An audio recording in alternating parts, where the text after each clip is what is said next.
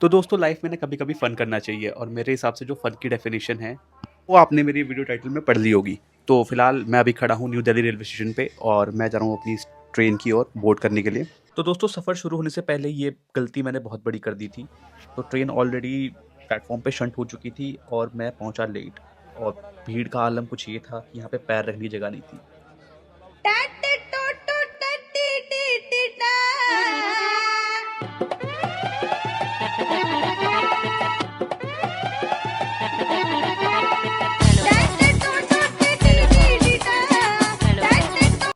So finally दोस्तों 9 घंटे hassle करने के बाद हम पहुंच चुके हैं श्री माता वैष्णो देवी कटरा रेलवे स्टेशन। और क्या खूबसूरत है ये रेलवे स्टेशन। इंडिया में ऐसे कुछ ही रेलवे स्टेशन है जो इतने खूबसूरत हैं। सामने आप देख सकते हैं त्रिकुट की पहाड़ियाँ, वहीं पे माँ का भवन है। और फाइनली एक्चुअली हमें तो अभी बहुत तेज़ भूख लगी हुई है, तो चलते हैं भवन की और कुछ से कुछ खाने का इंतज़ाम। ओके सो गाइस, सबसे बेस्ट बात है कटरा की क्या है कि जब आप यहाँ पे आते हो ना, तो यहाँ पे एक तो बहुत एक्चुअली रिलीजियस प्लेस है एंड यू नो कि यहाँ पे वैष्णो माता मंदिर है। एंड सबसे बेस्ट पार्ट ये कि यहाँ पे ना हमेशा भंडारे चलते रहते हैं। तो लाइक वो जैसे जो ट्रैवलर्स होते हैं उनके सबसे बेस्ट पार्ट ये है कि यहाँ पे जब आप आते हो तो आपको हमेशा खाने को मिल जाता है एंड प्रसाद। सो मैं अभी तक जो दिल्ली से मैंने ट्रैवल किया है तो अराउंड सिर्फ मैंने 300 रुपीज़ अप्रॉक्स खर्च किए हैं यहाँ आने के लिए। And that's the best part कि यहाँ पर भंडारा चलता है हमेशा प्रसाद के रूप में, लोग प्रसाद बांटते हैं।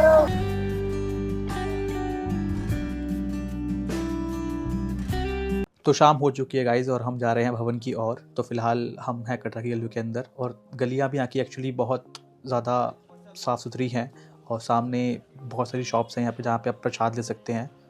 एंड चलते। सो दोस्तों ये है मंदिर के ट्रैक का गेट। तो यहाँ से हमें ट्रैक करना है 13 किलोमीटर का और सामने है त्रिकूट की पहाड़ियाँ। और अगर ऊपर अगर आप देख पा रहे हो तो सामने बहुत से जहाँ पे लाइटें जल रही है वो हमारी फर्स्ट डेस्टिनेशन जो कि है अर्धकुमारी। तो पहले हमें पहुँचना है अर्धकुमारी, फिर हमें जाना है भवन की तरफ। तो चलते हैं गाइस।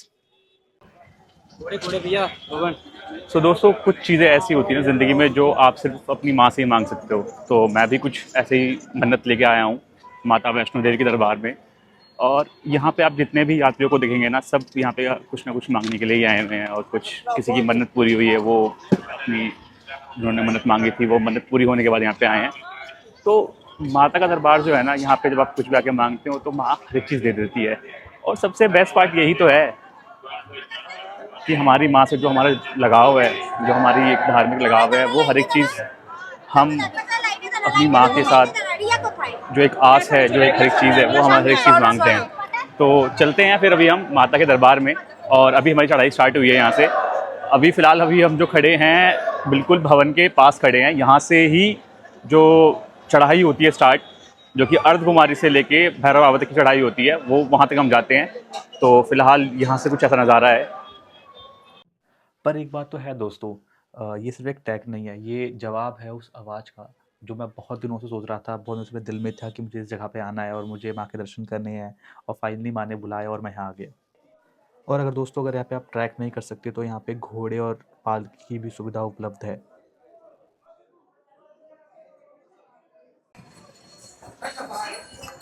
तो दोस्तों मैं जब भी ना इस तरह के धार्मिक स्थलों पे आता हूँ तो सबसे वॉस्ट पार्ट पता क्या होता है कि यहाँ पे ना बहुत सारे निर्जीव घोड़े खच्चर होते हैं, जिन पे बहुत सारे जवान लोग जो होते हैं ना, वो चढ़ के यात्रा करते हैं। एंड दैट्स अ वॉस्ट पार्ट, क्योंकि यार अगर आपके पास ऑप्शन है हेलीकॉप्टर से जाने के लिए, इवन पालकी ऑप्शन है, तो आप यार निर्जीव जानवरों पे ऐसे अत्याचार भी करते हो। अगर आप दर्शन करने के लिए आए हो तो कोई फ़ायदा नहीं है इस चीज़ का, क्योंकि आपको सिर्फ पाप ही कमाते हो आप। सो अगर इफ़ यू आर एग्री यार, तो आपको समझ में आएगा कि यार ये ना तो बहुत चीज़ है इस चीज़ को लेके। तो फिलहाल अभी यात्रा शुरू हो चुकी है, हम चल रहे हैं और चढ़ाई स्टार्ट हो चुकी है, ट्रैकिंग स्टार्ट हो चुकी है हमारी। सो जोर से बोलो जय माता दी। तो दोस्तों यहाँ पे एक लंगर का साइनेज लगा हुआ है और चलते हैं लंगर खाने के लिए। और यहाँ पे प्रसाद नहीं होता, प्रसाद के रूप में माँ का आशीर्वाद होता है। तो चलते हैं माँ का आशीर्वाद लेने के लिए। सो दोस्तों जो सबसे बेस्ट पार्ट है ना किसी भी रिलीजियस प्लेस की, किसी भी धार्मिक स्थल की, सो मैं यहाँ पे कटरा में दोपहर से आया हुआ हूँ और मैंने अभी तक यहाँ पे खाने पे एक रुपया स्पेंड नहीं किया है। यहाँ पे लंगर इतने सारे होते हैं। सो इवन आप कितने प्रिविलेज हो, कितने भी आपके पास पैसा हो, बट प्रसाद तो सभी खाते हैं। और कहते हैं कि माँ अपने बेटे को या अपने बेटों को कभी भी भूखा नहीं सोने देती है। So that's the best part कि आपके पास कितना ही पैसा क्यों ना हो, आपके पास कितने भी आपके पास लग्जरी चीज़ें हों, द बेस्ट पार्ट कि जब आप यहाँ पे आते हो तो सब यहाँ पे एक बराबर ही हैं। सब यहाँ पे माता का प्रसाद खाते हैं और सब फ्री में खाते हैं। So that's the best part.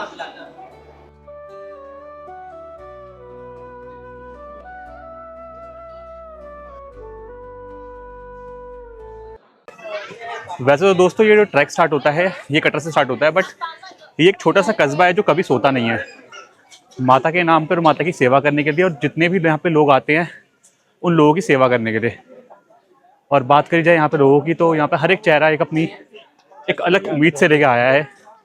कोई हार के आया है तो कोई जीत के आया है, कोई ज़िंदगी के उस मुकाम पे खड़ा हुआ है जहाँ पे उसे कुछ दिखाई नहीं दे रहा, बट एक माँ ही आसरा है कि माँ सब ठीक कर देगी। गाइस हमें यहाँ पे कुछ अपने दोस्त मिल गए हैं, अनजान दोस्त, जो कि हमारे साथ अब ट्रैकिंग करेंगे।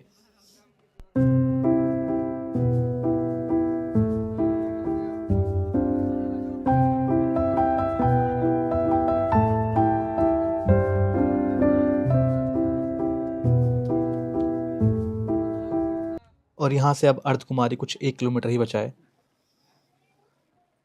पर यहाँ पे देखने वाली बात यह है कि यहाँ पे कोई थका हुआ है, कोई जल्दी में है, बट जाना सब एक ही जगह पे है। और सामने है पूरा जम्मू और कटरा शहर। क्या ही खूबसूरत लग रहा है यार ये।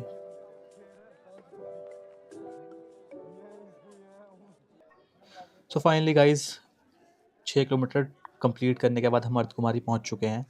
और एक्चुअली यहाँ पे बहुत ज़्यादा भीड़ होती है। और सामने यहाँ पे लंगर है शैलपुत्री माँ के नाम पे, और बहुत भीड़ होती है एक्चुअली यहाँ पे, क्योंकि यहाँ पे एक जो गुफा है अर्धकुमारी, वहाँ पे दर्शन की जाती है।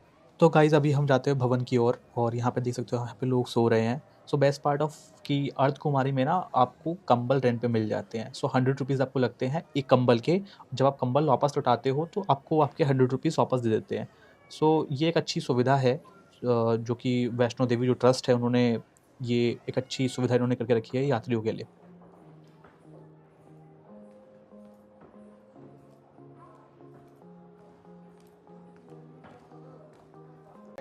सो दोस्तों रात के 3 बज चुके हैं और अभी हम जा रहे हैं भवन की ओर। और लोगों का सिलसिला अभी भी यहाँ पे रुका नहीं है। लोग दर्शन करके अभी भी माता के आ रहे हैं और लोग जा भी रहे हैं, जैसे कि मैं जा रहा हूँ। और एक बात तो ये माननी पड़ेगी कि लोगों के पैर थक जाते हैं पर जज्बा नहीं थकता, लोगों की भक्ति नहीं थकती आने के लिए और माता के दर्शन करने के लिए। तो बोलो जय माता दी। एक बात तो है दोस्तों, जब इरादा मजबूत हो तो उम्र सिर्फ एक नंबर बन जाता है। और इसका एक खूबसूरत एग्जाम्पल है ये अम्मा। ये अम्मा को पिछले मैं आधे घंटे से ट्रैक करते हुए देख रहा हूँ, और ये हर एक आधे घंटे में रुकती हैं और ट्रैक करती हैं। और भवन यहाँ से मात्र अब सिर्फ 2 किलोमीटर ही बच गया था। तो चलते हैं भवन की ओर।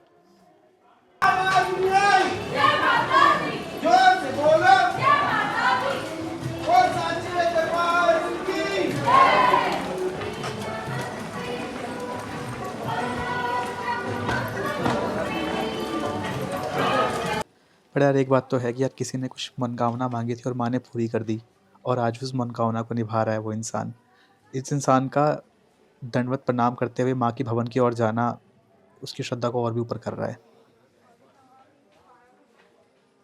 इस मूवमेंट को मैं क्या ही डिफाइन करूं। कदम भारी थे, सांसें तेज थी और बहुत थकावट थी, पर जैसे ही माँ का दरबार देखा पूरी की पूरी थकान मिट गई। इतना दिल को सुकून मिला जो मैं कह नहीं सकता। दोस्तों फाइनली यहाँ से भवन कुछ 400 मीटर दूर रह गया है और हम फाइनली भवन पहुँच चुके हैं। और इतनी भीड़ है एक्चुअली यहाँ पे इस time.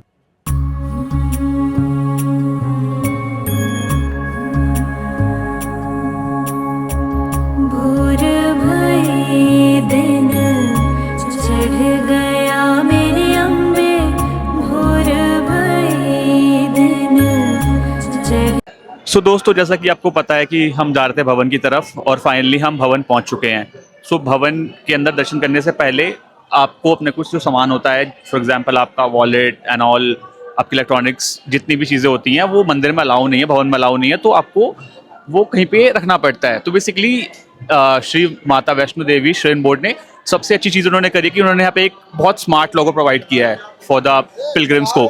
And the best part कि आपका जो RFID कार्ड होता है ये उससे कनेक्ट होता है। बेसिकली जब आप किसी भी यहाँ पे बहुत सारी डेडिकेटेड पर्सन यहाँ पे उन्होंने बिठा रखे हैं, जो आपकी हेल्प कर सकते हैं इस चीज़ को लेके। सो बेसिकली आप जब अपना कार्ड वहाँ पे स्कैन कराएंगे, सो आपको बेसिकली एक डेडिकेटेड लॉकर दिया जाएगा with the help of slip, जिसमें QR निकलता है।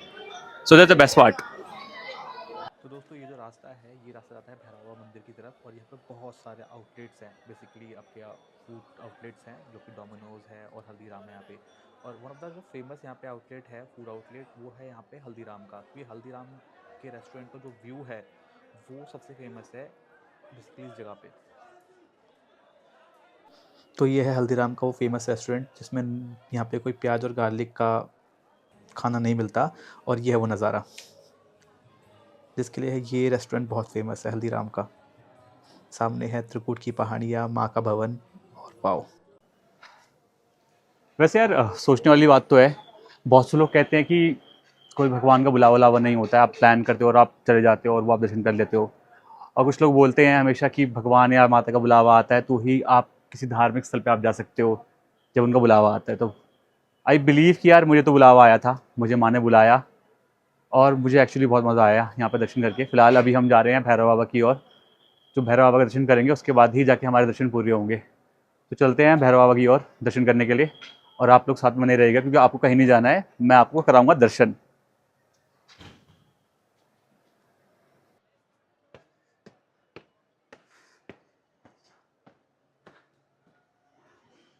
वैसे एक बात तो है दोस्तों, हम इंसान ही कुछ ज़्यादा पैनिक हो जाते हैं, बट ये जो बंदर है ये फ़िलहाल बिल्कुल सामने से निकल गया मेरे, और इसने बोला भाई चिल कर, कुछ नहीं करूँगा, पैनिक मत होइयो, डरियो मत।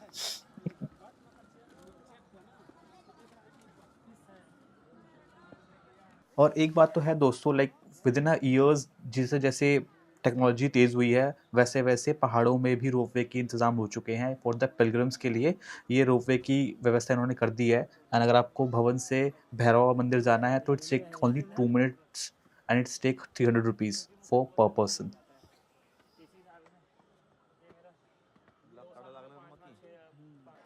दोस्तों पैर थक गए थे पर दिल नहीं थका था। दिल को सुकून तो जब जाके मिला जब हमने भैरव बाबा के दर्शन कर लिए। फाइनली इसी के साथ हमारे माता के भी दर्शन हो गए और भैरव बाबा के दर्शन हो गए। कहते हैं कि बिना भैरव बाबा के दर्शन किए हुए जो माँ के दर्शन होते हैं वो अधूरे होते हैं। तो फाइनली दर्शन पूरे हो चुके हैं और अभी हम चलते हैं लंगर की ओर, जहाँ पे भैरव बाबा का लंगर लगता है।